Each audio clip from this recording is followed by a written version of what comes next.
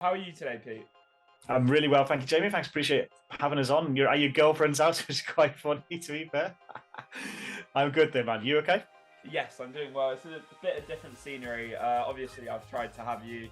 I tried to get you a while back, but I popped on your live stream one day and followed the saying, if you don't ask, you don't get," and you were very quick with it. So I appreciate that. Nah, you're welcome, mate. Anytime. Look, I love doing kind of meetings with people, even if it's just virtual. So yeah, it's no problem at all. And yeah, just for people watching or listening, like we were going to do this a week ago, 2 weeks ago, and just kept getting. It was my fault. I kept postponing and not being available. So yeah, apologies for that. But yeah, glad to be here today, mate. Well, you just mentioned you like doing the meetings online as well as you've done quite a lot in person, and you didn't really start obviously as an influencer. You were a teacher, as we know from what you said online. So explain kind of how you've gone from teacher to this world, which is totally different, to be honest. Yeah, so funnily enough, actually, my dream before I ever even became a teacher was to be a radio presenter, which is kind of almost in the same sort of line. So there's a little bit of correlation there. Basically, obviously, I worked in school. When you're in school, you're not really allowed to have social media. It's just you have to have everything on private, which is obviously the right thing to do when you're a member of staff. But during lockdown, I created a TikTok account when I worked for Bristol City Football Club because it wasn't a school. So I wasn't a school employee, so I worked for them. And when I left them, I joined a secondary school and became head of year 12 and 13. So I wasn't actually teaching PE when I had TikTok, but I was a member of staff, and it was great working in a school. But it just becomes, teenagers are impressionable, and you're not really supposed to have it, and it just became a bit too awkward as my account started to blow up and do well. I kind of had to make a decision whether I continue with that or I continue in education. And to be blunt about it, I was really happy in education, but I'd done every job role I could do, and there were no more promotions I could take. There was no more money I could make. There was no more career to really continue with. And I was so excited about the social media side of stuff, so I was just like, do you know what? This opportunity came up for me to go and do it full time, and I'm really happy that I've made that decision. Was it a tough one then? Because you obviously kind of done through uni things with sport development. Was it at University of Chester? And then yes, you're able to put what you've learned to use with teaching at almost the highest level of, obviously it wasn't university, but year 12 and 13, so sixth form and college sort of age students. So other than then maybe going to to teach in university, there wasn't much higher of a level at school. So was it you couldn't feel like you'd get much further? And then did you also feel like you had the freedom then to do what you want because you knew you always had that to fall back on? Because I think that's something people worry about, that in this very temporary space, because no one knows, like tomorrow the internet can shut down, but you always have your qualifications to fall back on. Was it something that you're happy that if it goes wrong, you can just go back to what you did before? I probably, do you know what, for those who don't know, so I've always done lots of skits and stuff about being a PE teacher, and I was a PE teacher, but I don't actually have a teaching qualification.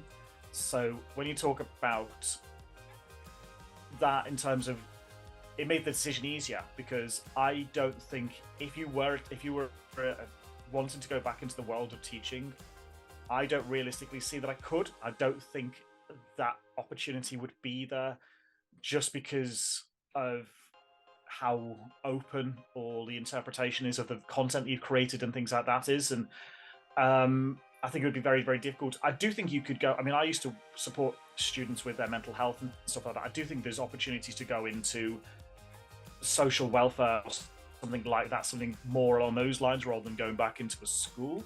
But yeah, I didn't. I did teach, and I did teach sixth form, as you said. But I came into this kind of going, I feel like there's enough opportunity for this to grow for several years. And if it fizzles out, then I'll have to go and get a regular job. But I couldn't live with not trying. And I literally had to do what, as I say, it was literally completely stop, take down your TikTok account, take down all your accounts, don't do it anymore, and stay in education or give it a shot. And I was like, well, I've been offered a permanent contract for a company making social media content. So I'm like, Yeah. It doesn't feel that risky. I'm not working for myself. I'm not just self-employed trying to just make money all on my own. So yeah, I think some of the risk elements were taken away by that. Yeah, I get that. And from being in a school, obviously, quite a few of your viewers are between 13 to 18, and then 18 to 25 as well. So either in school or having just left. And social media has always got topics about schools creating controversial opinions. What is one thing that, if you can say any, that either you think that schools in general don't do well enough, or from what you saw, like what would someone like me who isn't in the inner workings be shocked about how everything happened? There's a lot of ways to answer that question. Social media is basically shunned by schools in terms of sort of everyone's told, ignore it, don't use it, try to stay off it, and things like that. And actually, I think for kids, for teenagers, it's pretty much impossible. You're not going to get away from living within some kind of social platform. Sorry, my phone's buzzing. I don't think there's any understanding for school teachers, school staff on how to use those programs for good, and the advantages, the social side of actually having social media. And I think it's all centered around the negativities and the bullying and the things that you do want to obviously try to avoid and shut down. I think that there's lots of misguidance, and I mean, if I reflect on my own situation where I was put under a bit of pressure to quit.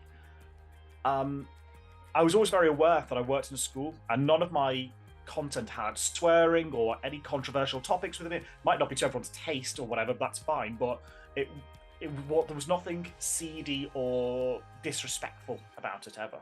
And I always feel like if say I was a music teacher and I had a YouTube channel trying to teach the guitar or something, nobody would care. Literally, that would be absolutely fine, and that would be an acceptable form of having social media as a member of staff. So it became really difficult.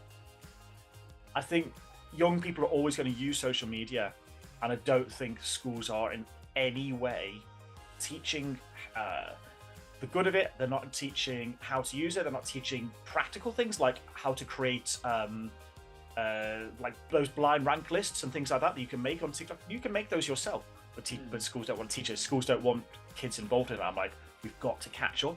Like, to me, it baffles me that we're still writing exams on paper with pen. Like, it just feels very archaic, the school system. And I won't go into it too deep, but essentially, if you are younger and you might be doing GCSEs or A levels, you'll know companies like AQA and they write the exam. They write the actual exam that you do in June, and they make the money. So basically, schools pay them for the exam papers. They then write the syllabus that you do in year 10 and year 11. That's the whole system from year one. My wife's a primary school teacher. From year 1 all the way through to year 11 is to build towards those paper exams and the elements you need to learn to pass that exam. That whole system is completely broken. There's no reason to be learning the sort of things that we learn. And we need to utilize not even just social media, but just technology much more in education. Okay, I like that one, and obviously that's quite fitting for someone who's on social media a lot. And one thing that I think anyone on social media who wants to work in social media is, what is the secret to going viral? And for me, you came out of nowhere. Obviously, Darwin Nunez was a big key, but had there been anything else? Because you said you'd been working with Bristol City. Had there been anything that you had learned from there that taught you or made it easier for you to blow up in the circumstance that you did? First of all, I mean, if anyone can be bothered, and I certainly can't, but if anyone can be bothered to go back to the very first few videos that I ever posted on TikTok, I went viral really early. I went viral with 136 followers. I had 4.2 million views.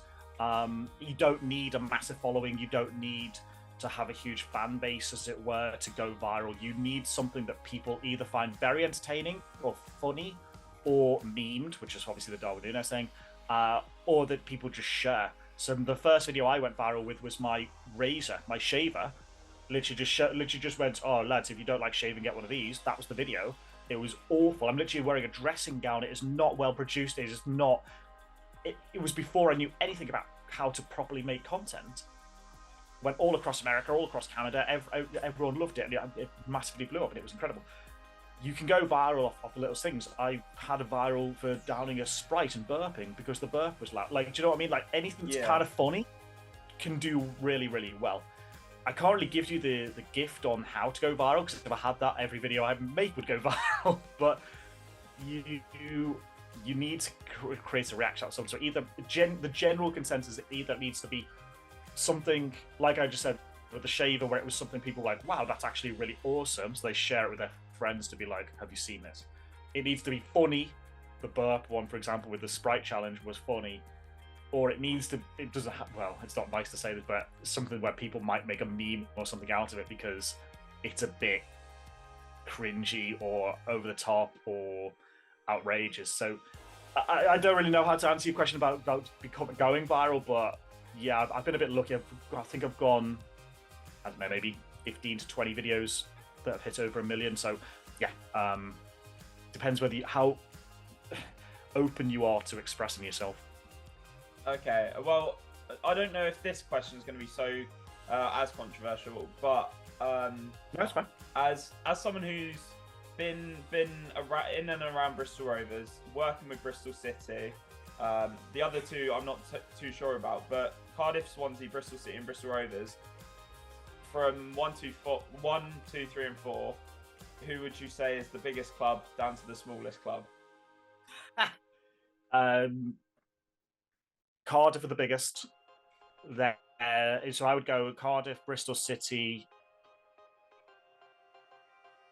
Actually, I wouldn't. Cardiff, Swansea, City, Rovers. Oh my! So I live. My three housemates. One's a Cardiff fan, one's a Bristol City fan, and one's a Bristol Rovers fan. So that'll get clipped up. But that's a controversial situation. That's class. But yeah, I mean, with FanHub, we're up the gas. Obviously, I've got nothing but respect for the gas. It's a great old stadium. It's a proper fan base. They're just not a big club, and at the moment they won't become one. And I've predominantly looked at that sort of list that I've just created in terms of how many sort of fans, how well they travel, trophies the team have won, and things like that. And you kind of go, actually, holistic success. There's a fair argument to say Swansea should be above Cardiff, but I'm going to give Cardiff first. Well, to me, not the biggest club. To you, definitely the biggest club. Liverpool, your favourite team. Am I right in saying? Yeah. Of course, yeah. A draw at the weekend to Manchester United, my team. That's why I was very glad about getting this afterwards, so I could speak about it. But all the statistics showing who's most likely to win the league has now basically made it 1/3 to each team. Do you feel like Liverpool do have the edge for the end of the season? Yeah, so I mean, it's good that you brought up the percentages, because it was, I think, around about 45% for Liverpool when we were still 2 points clear. Now it's obviously sort of closer to about 33 or something. I think that Liverpool will win the Premier League, and I think that other teams will slip up. Where things will change in my mind is if Arsenal or Manchester City go out of the Champions League, which obviously quite realistic they could with Bayern and with Real Madrid. So if one of those two go out and all they've got to do is push on for the league, then maybe they won't drop points. For me, Liverpool can rotate their squad when we play in Europe, so the European thing isn't so much of an impact on us. I think for those guys it might be. So I'm looking at, there are certain fixtures. You look at, I think Arsenal got to play Villa. They've also got to play the North London Derby.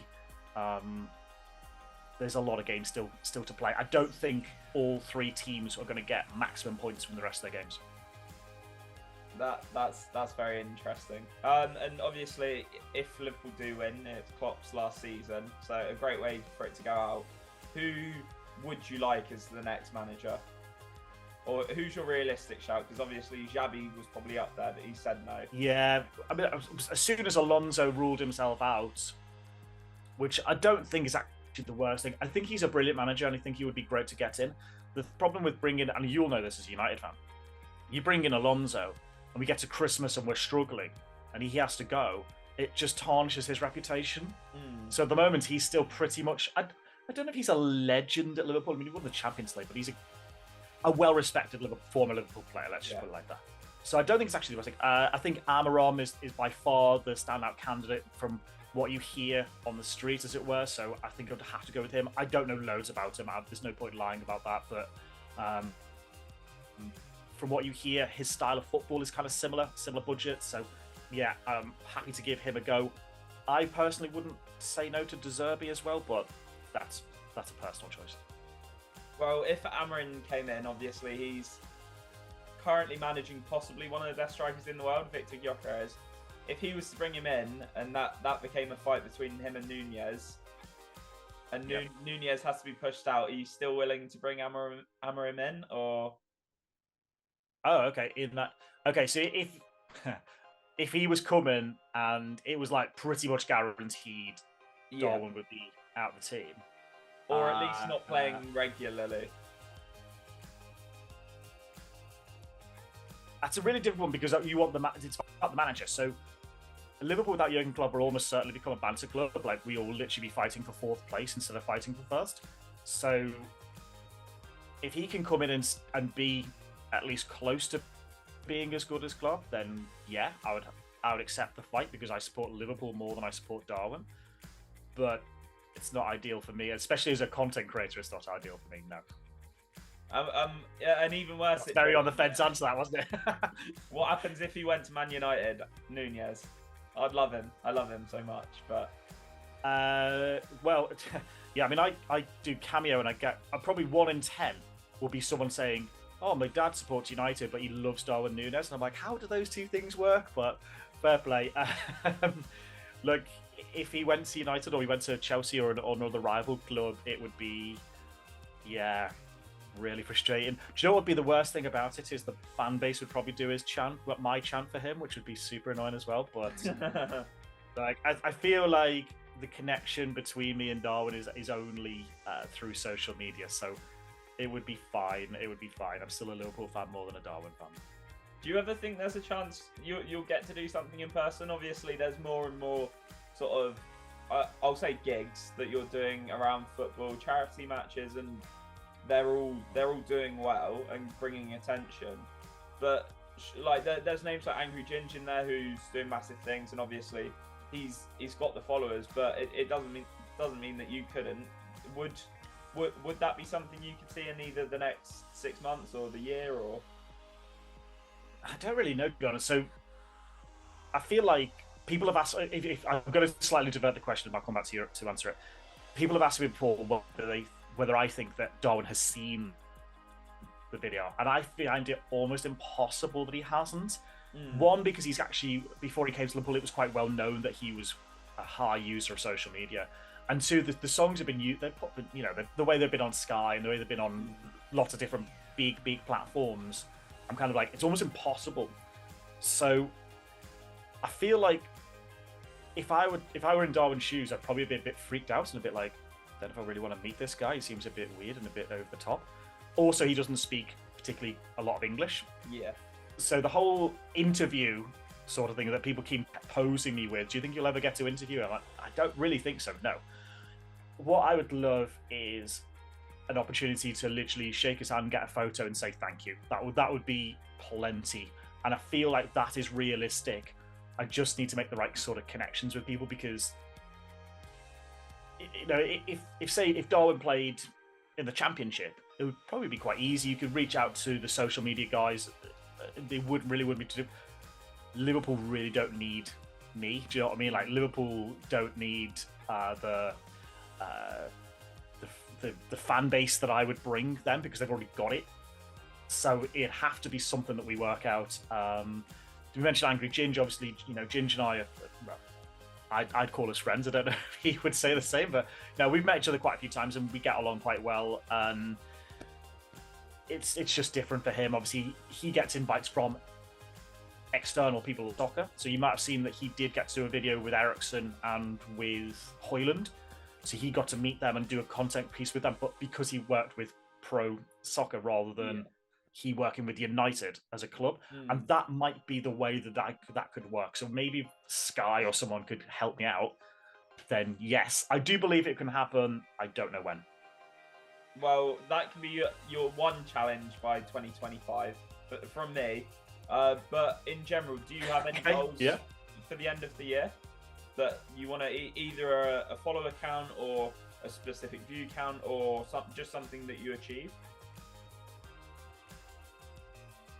So those kind of output sort of things like follower count or view count, I really wouldn't hone down on, sort of especially not a view count. It's too difficult to sort of say this is how many videos produced and this is how well they'll do. My goal would be,